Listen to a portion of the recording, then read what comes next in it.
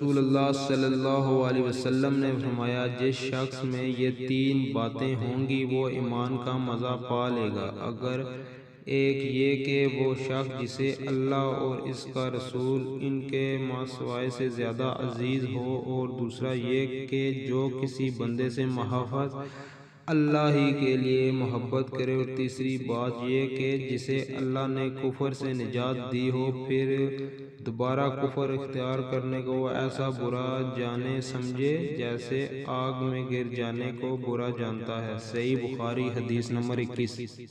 مومنو، اللہ سے ڈرو جیسا کہ اس سے ڈرنے کا حق ہے، اور مرنا تو مسلمان ہی مرنا، اور سب مل کر اللہ کی ہدایت کی رسی کو مضبوط پکڑے رہنا اور فرقے فرقے نہ ہو جانا، اور اپنے اوپر اللہ کی اس مہربانی کو یاد رکھنا جب تم ایک دوسرے کے دشمن تھے تو اس نے تمہارے دلوں میں الفت ڈال دی، اور تم اس کی مہربانی سے بھائی بھائی ہو گئے،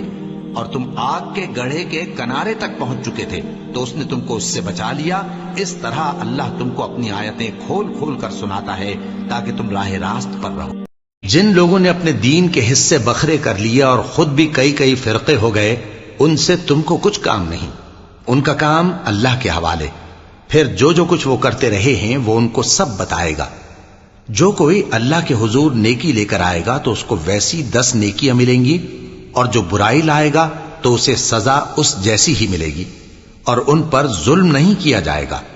کہہ دو کہ مجھے میرے پروردگار نے سیدھا رستہ دکھا دیا ہے، یعنی دین صحیح، طریقہ ابراہیم کا، جو ایک اللہ ہی کے ہو رہے تھے اور مشرکوں میں سے نہ تھے۔ یہ بھی کہہ دو کہ میری نماز اور میری قربانی اور میرا جینا اور میرا مرنا سب اللہ رب العالمین ہی کے لیے ہے، جس کا کوئی شریک نہیں، اور مجھ کو اسی بات کا حکم ملا ہے، اور میں سب سے اول فرما بردار ہوں۔